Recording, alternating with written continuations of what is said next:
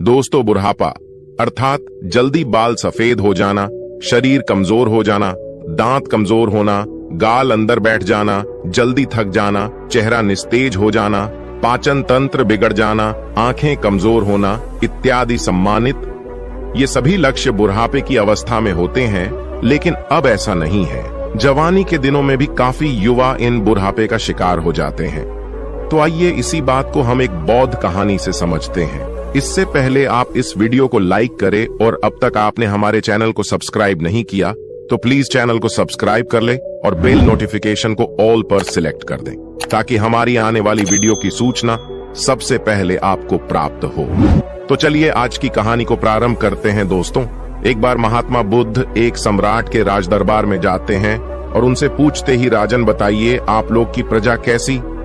राजन कहते हैं, हे भगवान, आपने जो उपदेश दिया है इससे हमारी पूरी प्रजा में लोग 60 वर्ष के हैं। उन्हें भी देखने में ऐसा लग रहा है जैसे 20 वर्ष के हो चुके हैं। सबकी ढलती उम्र जैसे रुक गई है, थम गई है। भगवान, सब लोग स्वस्थ हैं। हमारे राज्य में लोग तो बैठकर आराम कर रहे हैं क्योंकि अब किसी को दवा की जरूरत नहीं है। सभी लोग एकदम स्वस्थ हैं। हमारी प्रजा बहुत ही खुश है। दोस्तों, आज की कहानी बहुत ही ज्ञानवर्धक है, इसलिए इस कहानी को अंत तक अवश्य सुनिए। इस कहानी से आप यह जान पाएंगे कि कम उम्र में ही बुढ़ापा क्यों आता है। जैसे कि सभी लोग जानते हैं कि गौतम बुद्ध एक सम्राट भी थे, लेकिन उन्होंने सब कुछ त्याग कर एक सन्यासी का रूप धारण किया था। इसीलिए उन्हें सब पता था हमें क्या खाना चाहिए, हमें कैसी दिनचर्या अपनानी चाहिए। दोस्तों, आज हम महात्मा बुद्ध के 12 महत्वपूर्ण नियम या यह कह लो आज हम पूरे जीवन का रहस्य जानने वाले हैं। इसलिए आप सबसे विनम्र निवेदन है कि पूरी कहानी को ध्यानपूर्वक सुने और इन 12 बातों को सुनकर अपने जीवन में उतार लीजिए। यदि आप इन 12 उपदेशों को अपने जीवन में उतार लेते हैं तो आप अवश्य ही कभी बीमार नहीं होंगे और आपका बुढ़ापा आपको छू भी नहीं पाएगा। दोस्तों, इसे हम एक कहानी के माध्यम से समझते हैं जिससे हर एक बात आपके दिमाग में बैठ जाए और उसे आप जीवन में अपने उतार सके। तो चलिए कहानी को शुरू करते हैं। बहुत समय पहले की बात है। किसी राज्य में भादर सिंह नाम का एक राजा रहता था। राजा बहुत ही दयालु, बहुत दयावान और एक न्यायिक राजा था। उनकी 2 रानियां थीं और दोनों रानियां अति सुंदर थीं। वे रानियां भी उस राजा के स्वभाव पर गईं और वो रानियां भी बहुत ही धार्मिक प्रवृत्ति की थी। राजा इतना न्यायप्रिय था कि उनकी प्रजा कभी भी दुख का सामना ही नहीं करती थी, क्योंकि राजा ने अपने मंत्रिमंडल में 9 ऐसे मंत्रियों का गठन किया था जिनके जिम्मे हर एक विभाग बांटा गया था, जिनको यह कहा गया था कि तुम प्रजा का खान पान का ध्यान रखो। और उन सब को अलग अलग काम बांटे गए थे और उनका इतना सख्त हिदायत था कि किसी को अपने काम में लापरवाही बरतने पर उन्हें मृत्यु दंड दिया जाएगा। इसलिए उनके समूह में मंत्रिमंडल के जो मंत्री थे वे बहुत ही ईमानदारी से काम करते थे और राजा को जब भी कोई न्याय करना होता था तो कभी भी वह किसी के साथ एक पक्षी न्याय नहीं करते थे। वह दोनों पक्ष के एक एक समस्याओं को बहुत ही बारीकी से समझते थे। दोनों के मुद्दों पर ध्यान देकर वहीं पर निष्पक्ष फैसला सुनाते थे। इस तरह से राजा के पूरे राज्य की प्रजा बहुत ही सूखी और राजा हर हफ्ते राज्य का एक चक्कर लगाते थे और पूरे राज्य के जीतने लोग भी थे। उन सबको सभा में बुलाया जाता था। किसके घर में कितना अनाज हो रहा है, किसके घर में खाने के लिए है कि नहीं, इस प्रकार राजा की व्यवस्था होती थी। इसलिए उनकी प्रजा सुखी जीवन व्यतीत कर रही थी। उनका राज्य बहुत अच्छे से चल रहा था। सारी प्रजा सुखी थी और इसी सुख की वजह से हमेशा प्रजा राजा का गुणगान करती थी। ऐसे ही एक दिन सभा चल रही थी। तभी उस सभा में एक किसान और उसकी पत्नी आते हैं और कहते हैं, महाराज, आज हमारे पास एक बहुत बड़ी समस्या है। कृपया आप हमारी समस्या का समाधान करें। राजन बोले, बताइए क्या बात है। किसान कहता है कि मेरे 2 बेटे हैं और अभी उनकी उम्र बहुत कम। अभी से ही उनकी उम्र ज्यादा से ज्यादा 26 से 28 साल की होगी, लेकिन वह देखने में ऐसे लग रहे हैं जैसे उनकी उम्र 60 वर्ष की हो चुकी है। उनके सिर से बाल झड़ते जा रहे हैं, उनका पेट निकलता जा रहा है। वे बहुत आलसी हो गए हैं, कोई भी काम नहीं करते हैं। हमने इधर उधर से बहुत दवाइयां करवाई लेकिन कोई फायदा नहीं हुआ।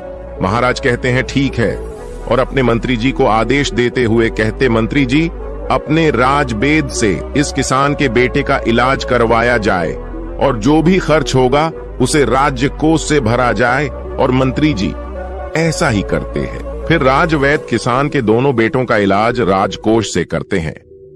काफी दिन इलाज चलने के बाद फिर भी वह किसान सभा में उपस्थित होता है और कहता है, महाराज कोई आराम नहीं हुआ, मेरा बेटा वैसे का वैसा ही है। राजा कहते हैं ठीक है, हम इस पर विचार करेंगे। और इस पर विचार चल ही रहा था कि तभी उस गांव से एक पति पत्नी रोते हुए आते हैं और वह भी उसी समस्या का निवारण करना चाहते थे। फिर धीरे धीरे सवाल चल ही रहा था कि एक एक करके पूरे गांव के आधे से ज्यादा लोग वहां आ गए। राजा असमंजस में पड़ गया। उन्होंने तुरंत आपातकालीन सभा बुलाई कि राज्य में जीतने भी वैध है, सबको बुलाया जाए और दिखाया जाए कि आखिर ऐसी क्या समस्या है जिसकी वजह से हमारे राज्य के सभी नवयुवक बूढ़े दिखने लगे हैं। इस समस्या पर पूरा शोध किया जाए। राजा का यह सख्त आदेश था कि जल्द से जल्द इस पर कार्रवाई किया जाए और पूरे राज्य में छानबीन की जाए। सभी का घर घर जाकर पता लगाया जाए कि इसका कारण क्या है। जितनी भी प्रसिद्ध वैद्य थी सभी को बुलाया गया और फिर एक आपातकालीन बैठक की गई और उस आपातकालीन बैठक में सारे विचार विमर्श किया गया। राजा ने सभी वेदों से कहा, आप लोगों के पास 10 दिन का समय है और इस 10 दिन के अंदर पूरे राज्य के हर एक घर की बीमारी का पता लगाइए। ऐसी कौन सी बीमारी है या ऐसी कौन सी चीज है जिसे खाने से यह बीमारी हो रही है। राजा ने कहा कि जो भी राज्य में इस बीमारी का सही सटीक पता लगाएगा उस राजवैद्य को उचित पुरस्कार के रूप में एक राज दे दूंगा। अब सारे वैद्य एकदम से एक तल्लीन होकर जुट गए और घर घर जाकर रात दिन एक एक करके पूरा 10 दिन छानबीन की। फिर वे एक दिन जब राज्य की सभा लगती है तो उस राज्य में सारे राज्य वैद्य और पूरे राज्य के लोग इकट्ठा होते हैं। फिर राजा एक एक करके सारे वैद्य से पूछते हैं। तब सारे राजवैद्य अपने अपने विचार रखते हैं, महाराज हमने पूरी छानबीन किया और छानबीन के हिसाब से हमने लोगों का उपचार भी किया, लेकिन किसी को आराम नहीं मिल रहा है। फिर एक राजवैद्य खड़े होते हैं जो बहुत ही बुजुर्ग थे। उनकी उम्र लगभग 125 वर्ष या 130 साल की थी और उन्होंने कहा, हमारा जो अपना निष्कर्ष निकला, हमारा जो अपना अनुभव है, उस अनुभव से हमें यही लगता है कि हमारे यहाँ रहन सहन और यहाँ के खाने में कुछ दिक्कत हो रही है जिसकी वजह से ये सब हो रहा है, लेकिन हमारे पास इसका सटीक जवाब नहीं है। राजा उस बुजुर्ग राजवैद्य की बात सुनकर वह राजा असमंजस में पड़ जाते हैं कि 130 साल के बुजुर्ग यह बात बता रहे हैं। तो राजा ने कहा, इसका समाधान क्या होगा? अब इसका समाधान भी आप ही बताइए, क्योंकि हम आज 1 महीने से इस कारण से चिंतित हैं। 1 महीने से हमारी प्रजा परेशान हो रही है और इसे देखकर हम लोग इसी सोच से परेशान होते जा रहे हैं। मेरे भी बाल झड़ने शुरू हो गए हैं। हमारे परिवार में महारानियां, राजकुमार, राजकुमारी या जो भी है, सब लोग इस समस्या से परेशान हैं। आखिर समाधान तो बताइए। फिर वो राजवैद्य हाथ जोड़कर खड़े होते हैं और राजा से कहते हैं, राजन हमें क्षमा करिए, लेकिन हमारे पास इसका कोई उपाय नहीं है। उन्होंने आगे कहा, इन सारी समस्याओं का समाधान एक ही व्यक्ति के पास है। अगर उस व्यक्ति को बुला लिया जाए तो आपके राज्य की सारी समस्याएं खत्म हो जाएंगी, सारी बीमारियां हमेशा के लिए खत्म हो जाएंगी। उनके अलावा इसका समाधान किसी के पास नहीं है। महाराज कहते हैं, वैद्य जी हमें जल्दी बताइए, इस शुभ काम के लिए देरी मत करिए। मुझे जल्द से उस महापुरुष, उस ज्ञानी का नाम बताइए और अब हम उन्हें अपने राज्य में आमंत्रित करेंगे। वो राजनीतिज्ञ कहते हैं, क्षमा करें महाराज, हमें उनका पता नहीं है कि वो कहाँ रहते हैं, लेकिन उनका किसी राज्य में उपदेश अवश्य चल रहा होगा। कृपया आप अपने सैनिकों को सारे राज्य में भेज करके पता लगाए कि महात्मा बुद्ध किस राज्य में हैं, कहां पर है, कहां पर उनका उपदेश चल रहा है। केवल उन्हीं के पास इस समस्या का समाधान है और दूसरा किसी के पास इसका कोई समाधान नहीं। राजा यह बात राज्य वैद्य की मुंह से जैसे ही सुनते हैं, उन्होंने अपने सबसे काबिल मंत्री को यह आदेश देते हैं कि जल्द से जल्द महात्मा बुद्ध का पता लगाया जाए और उन्हें आदर सम्मान के साथ अपने राज्य में लाया जाए। ये हमारा सख्त आदेश है। इसके लिए जितने भी गुप्तचर चाहिए उन्हें ले लिया जाए और उनका जल्द से जल्द पता लगाया जाए कि इस समय महात्मा बुद्ध का किस राज्य में उपदेश चल रहा है। वह जरूर आएंगे। उनको हमारा संदेश भेजिए, उनको कहिए कि सम्राट बुलाए हैं। अगर वो नहीं आते तो आप मुझे बताइए, मैं स्वयं अपनी समस्याओं को लेकर उनके पास जाऊंगा। और सारे मंत्री तुरंत चारों दिशा में फैल जाते हैं और काफी अथक प्रयास करने के बाद, काफी मेहनत करने के बाद यह पता चलता है कि महात्मा बुद्ध काफी दूर राजनीतिक उपदेश दे रहे हैं। मंत्री वहां जाते हैं और बुद्ध को प्रणाम करते हैं और कहते हैं, भगवान आपको हमारे राजा ने बुलाया है। हमारे राज्य पे बहुत बड़ी बीमारी आ गई है, कृपया आप हमारे साथ चलने की कृपा करें। महात्मा बुद्ध इतने दयालु, इतने हंसमुख, उनका तो बस एक ही उपदेश था कि इस धरती पर हर एक प्राणी स्वस्थ और निरोग रहे, किसी के मन में छल ना रहे, कपट ना रहे, कोई दुखी ना रहे, सभी लोग हंसते रहे। जैसे ही उन्होंने सैनिकों के मुंह से सुना, उन्होंने कहा, क्यों नहीं, हम तुरंत चलते हैं। और महात्मा बुद्ध उस मंत्री के साथ राज्य में आने के लिए तैयार हो गए और उनके साथ जो उनके शिष्य थे वो भी आते हैं। राजा महात्मा बुद्ध का दरबार में स्वागत करते हैं। उन्हें प्रणाम करते हुए सादर आमंत्रित किया जाता है और फिर वह राजा महात्मा बुद्ध से कहते हैं, भगवान हमारी बड़ी ही हंसमुख प्रजा है, सुखी है, लेकिन आज उनके ऊपर बहुत बड़ी विपत्ति आ गई है। जब इनके ऊपर विपत्ति आ गई है तो मान लीजिए कि हमारे ऊपर ही विपत्ति आ गई है। ये प्रजा नहीं है, ये हमारे परिवार के सदस्य हैं। कृपया आप इन सभी की समस्याओं का समाधान कीजिए। महात्मा बुद्ध राजा की तो पहले ही प्रशंसा सुन चुके थे। राजा की सोच और विचार से महात्मा बहुत प्रभावित हुई और मुस्कुराते हैं और राजा से कहते हैं, क्यों नहीं, ये तो कुछ नहीं है, सब ठीक हो जाएगा। इस समस्याओं को सारे लोग स्वयं पाल रखे हैं। ऐसी बात सुनकर राजा मुस्कुराते हैं और कहते हैं, भगवान इतनी बड़ी समस्या है और आप कह रहे हैं कोई समस्या नहीं है। फिर राजा ने कहा, ठीक है गुरुवर, जैसे भी हो आप हमारे प्रजा को ठीक कर दीजिए। महात्मा बुद्ध के सामने एक शिष्य खड़ा था। महात्मा बुद्ध उस शिष्य की तरफ इशारा करते हैं तो शिष्य कहता है, राजन हमें आपके राज्य में एक ऐसा खुला स्थान दीजिए जहां पर राज्य के सभी लोग एकत्रित हो सके, जहां का खुला वातावरण हो, जहां प्राकृतिक धूप आती हो, जहां प्राकृतिक हवा हो, सुनहरा माहौल। वहां पर कल प्रातः 4:09 बजे लोगों का उपचार किया जाएगा। लेकिन लोगों को उपचार देने से पहले आप अपने राज्य में ऐसा आदेश लागू कर दीजिए, उस स्थान पर आपके पूरे राज्य के सभी लोग और आप खुद भी उस स्थान पर उपस्थित हों। सभी लोगों को कल से उपदेश देना शुरू हो जाएगा और यह उपदेश 12 दिन तक चलेगा। 12 दिन एक एक करके उपदेश दिया जाएगा और इन 12 दिनों में आपकी पूरी प्रजा स्वस्थ हो जाएगी। राजा शिष्य के मुंह से यह बात सुनकर बड़े खुश होते हैं। सिर्फ 12 दिन में राजा कहते हैं, ठीक है, जो भी खर्च आएगा वो सारे हमारे राजकोष से दिया जाएगा। फिर वो शिष्य कहता है, कोई खर्चा नहीं आएगा महाराज, आप निश्चिंत रहिए। आप सिर्फ अपनी प्रजा से यह सख्त आदेश करवा दीजिए कि 4 बजे वहां उठकर नहीं आएंगे, उसे दंड दिया जाएगा। राजा यह आदेश लागू कर दिए और बोले, कल सुबह सबको वहां आना है। राजा ने एक बहुत बढ़िया सा स्थान निर्धारित किया और कहा कि कल पूरी प्रजा उसी स्थान पर आएगी, हम भी आएंगे और वहां पर महात्मा बुद्ध के विचार सुनेंगे और जैसे जैसे महात्मा बुद्ध कहेंगे उनका पालन किया जाएगा और हमारे सारे गुप्तचर सबके घरों पर निगरानी रखेंगे। जो भी उपदेश का पालन नहीं करेगा उसे सभा में दंडित किया जाएगा। यह सारी बातें घोषित करने के बाद पूरे प्रजा राजा को प्रणाम करती हैं और कहते हैं, नहीं महाराज, हम सभी लोग वहां उपस्थित अवश्य होंगे। महात्मा बुद्ध को सभी लोग प्रणाम करते हैं और वहां से चले जाते हैं। उस दिन की सभा वहां पर स्थगित कर दी गई और अगले दिन महात्मा बुद्ध का प्रवचन होने वाला ही था। सबके सब 4 बजे महात्मा बुद्ध का प्रवचन सुनने के लिए पहुंच जाते हैं।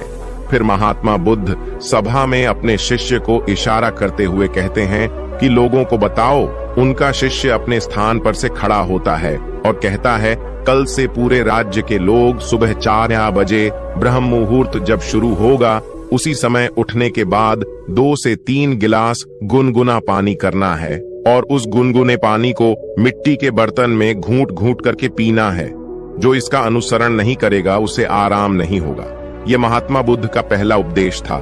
इस पहला उपदेश का पालन करना है और कल दूसरा उपदेश दिया जाएगा। कल इस उपदेश का सभी लोग पालन करके आएंगे और सभा वहीं पर समाप्त होती है।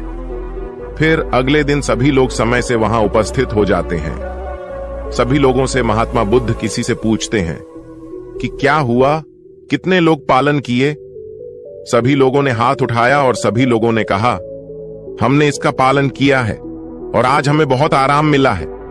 हमारा पेट बहुत अच्छे से साफ हुआ, शरीर बिल्कुल हल्का हल्का लग रहा है और हम बिल्कुल स्वस्थ लग रहे हैं। फिर महात्मा बुद्ध शिष्य से कहते हैं, तब शिष्य कहता है, अब दूसरा उपदेश यह है कि सबको टहलने चलना है और चलना कितना है, 2 से 3 किलोमीटर।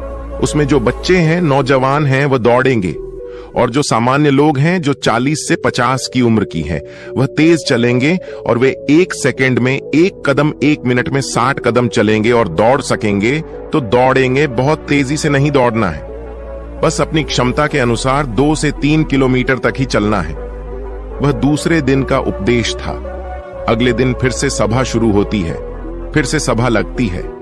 फिर से सभा में वह पूछता है सभी लोगों से, आप लोगों ने पहले 2 दिन का पालन किया? सभी लोगों ने अपने हाथ उठाकर सहमति जताई। शिष्य पूछता है कि आप लोगों को कैसा लग रहा है? तब वे कहते हैं, गुरुवर, हमको कोई बीमारी नहीं है, ऐसा लग रहा है। फिर से शिष्य कहता है, अब सब लोग योग करें। प्राणायाम अपने हिसाब से सभी लोग प्राणायाम, जिसमें अनुलोम विलोम शामिल होगा। अनुलोम विलोम कैसे किया जाता है? अनुलोम विलोम कैसे किया जाता है? सूर्य प्राणायाम कैसे किया जाता है? यह सब उस शिष्य ने सभी को बताया और कहा, सभी लोग को कम से कम 30 मिनट से लेकर 45 मिनट तक इसे रोजाना करना है। और उस दिन की सभा भी समाप्त हो गई। अगले दिन फिर सभा लगी और उस सभा में सारे लोग उपस्थित हुए और उस उपस्थिति के बाद सबसे दिनचर्या पूछी जाती है, किसने कितना अनुसरण किया? सबने कहा, अब तो हमको ऐसा लग रहा है हमको जैसे कोई बीमारी ही नहीं है, कोई अलार्म नहीं लगाना पड़ता, हमें जगाना ही नहीं पड़ता। 4 बजे अपने आप हमारी आंखें खुल जाती हैं। यह सुनकर महाराज बहुत खुश हुए। इतना बड़ा चमत्कार, बिना किसी पैसे की हमारी प्रजाएं ठीक हो रही है। राजा तुरंत खुश होकर महात्मा बुद्ध को प्रणाम करते हैं और उनसे कहते हैं, आप हमारे ही राज्य में रहिए, भगवान यहां से मत जाइए। महात्मा बुद्ध मुस्कुराते हैं क्योंकि उनका तो काम ही है हमेशा हंसते रहना, क्योंकि वो चिंता नहीं करते थे। फिर वो कहते हैं, अब सभी लोग प्राणायाम, योग सब कुछ जान गए हो। अब सब लोग को अगले काम जो करना है वो ये है कि सभी लोगों को 300 ग्राम सेब खाने हैं। इससे ज्यादा भी खा सकते हैं लेकिन कम नहीं। उसके बाद सभी लोग अपना अपना काम करेंगे और उस दिन का भी ज्ञान समाप्त हुआ। सभा निष्कासित हुई। फिर अगले दिन सभी लोग आते हैं और सबसे पूछा जाता है कि किसको कितना आराम हुआ। सभी लोग कहते हैं, हम तो पूर्ण रूपेण ठीक हो गए। फिर से शिष्य कहता है, नहीं, अभी तो बाकी है, अभी तो आधा नियम और करना है। जब आप पूरे नियम का अनुसरण कर लोगे तब आपको कोई बीमारी नहीं आएगी, बुढ़ापा छूमंतर हो जाएगा, बुढ़ापा पास भी नहीं आएगा, मर्दाना ताकत बरकरार रहेगा, हमारे महात्मा बुद्ध की तरह चेहरे पर चमक बनी रहेगी। फिर वे कहते हैं, अगला उपदेश क्या है? ये सुनिए, कल से सुबह 7-8 बजे तक सबको सेब खा लेना। फिर वो शिष्य अगला उपदेश सुनाते हुए कहते हैं, मान लीजिए सबने 7-8 बजे तक सेब खा लिया। उसके बाद 2-2.5 घंटे बाद सबको अपना पेट भर खाना खाना है, रोज का जैसे खाते हैं। और खाना खाने के बाद क्या करना है, अब वह सुन लीजिए। खाना खाने के बाद सबको रोटी खाना है, मल्टीग्रेन रोटी, यानी कि मिक्स रोटी। वो कहते हैं कि उसमें गेहूं नहीं होगी, गेहूं अच्छी चीज नहीं है, उसमें बाजरा, मक्का, चना, इन 3 चीजों की सबको रोटी बनाना है और सबकी थाली में इसकी रोटी होगी और 1-1 कटोरी दाल होगी, उसमें देसी घी और 1 कटोरी मिक्स सब्जी का साग होगा। वह सीजन के हिसाब से होगा। सीजन वाली सब्जी अच्छी होती है, वही खाने योग्य होती है। बिना सीजन वाली सब्जी नहीं खाना है। बिना सीजन वाली सब्जी स्टोर रूम में स्टोर की हुई रहती है, जो कि काफी दिनों से रखी होती है, और खाना खाने के 30 मिनट बाद सभी को एक एक कटोरी दही खाना है।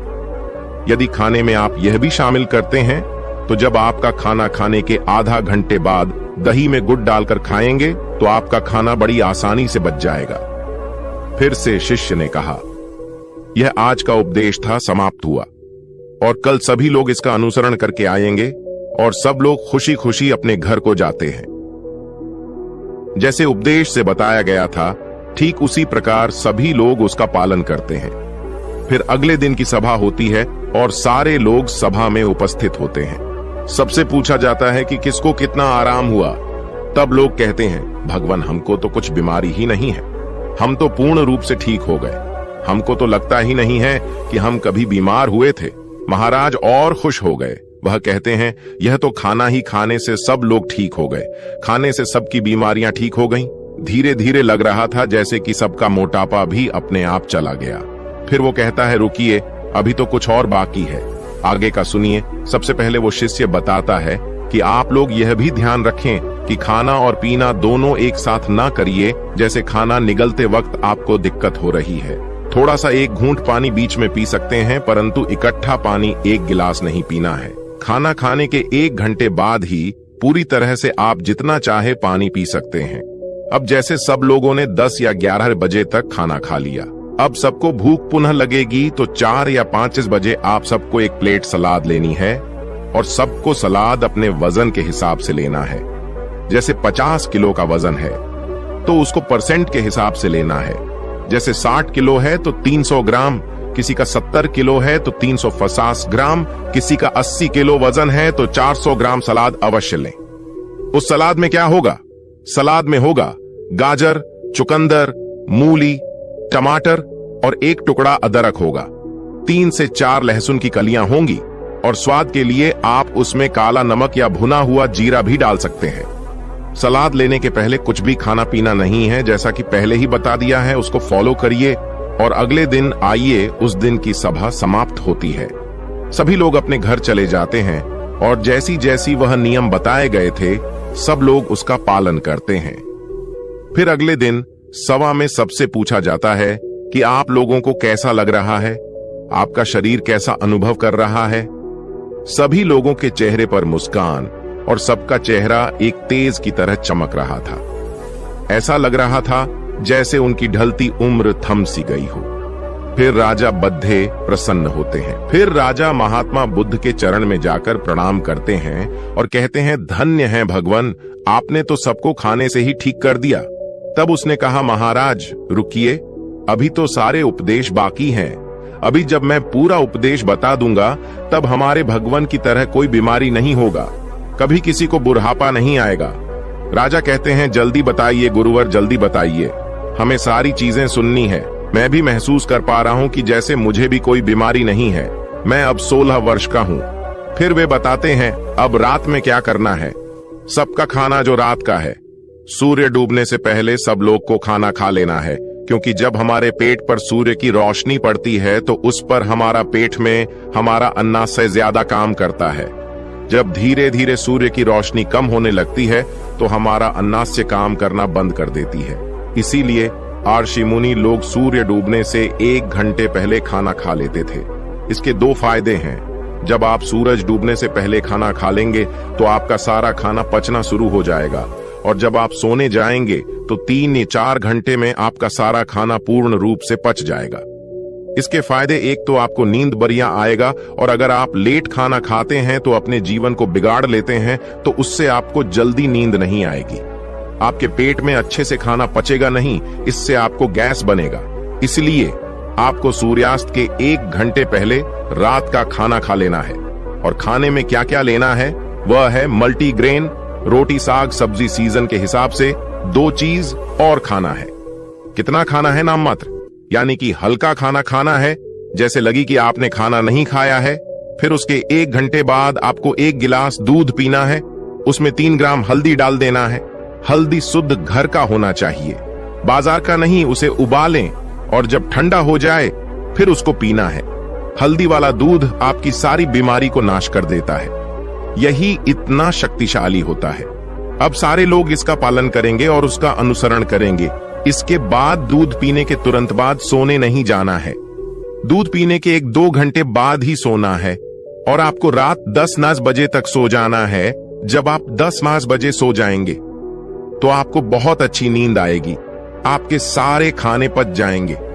जब आपको अच्छी नींद आएगी तो 4-5 बजे सुबह अपने आप आपकी नींद खुल जाएंगी। आपको कोई तनाव नहीं होगा, कोई बीमारी नहीं रहेंगी। अंत में शीर्षक कहते हैं, ध्यान से सुनिए, सबको वर्तमान में जीना है। सबको बच्चों की तरह जिंदगी जीना है। जैसे छोटे बच्चे को कोई टेंशन नहीं होता कि उनकी मम्मी का पड़ोसी से झगड़ा हो रहा है। उन्हें उससे कोई मतलब नहीं होता है मेरे घर में खाना है या नहीं। छोटे बच्चों को जो खाना मिल जाता है वह उसे खाकर अपने आप खेलते रहते हैं, सिर्फ उनका पेट भरा रहे। अगर उसका पेट भरा रहता है तो उसे कोई मतलब नहीं है। इसीलिए आप सभी अपने वर्तमान में जिएं। भूत भविष्य की चिंता बिल्कुल मत करिए। आज हमारे साथ जो है उसमें खुश रहिए।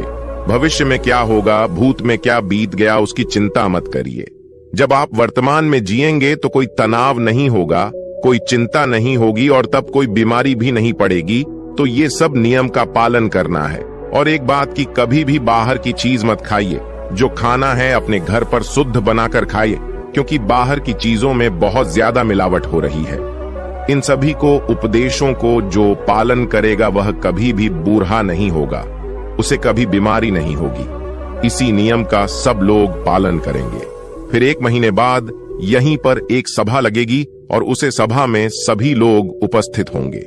और इस तरह समय बीत गया। 1 महीने बाद महात्मा बुद्ध फिर महाराज के पास पहुंची।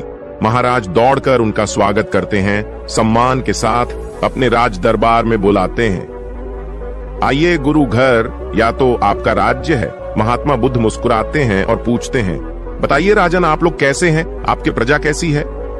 राजन कहते हैं, भगवान, आपने जो उपदेश दिया है उससे हमारी पूरी प्रजा में जो लोग 60 वर्ष की थी, उन्हें देखने में ऐसा लग रहा है जैसे भी 21 वर्ष के हो गए हैं।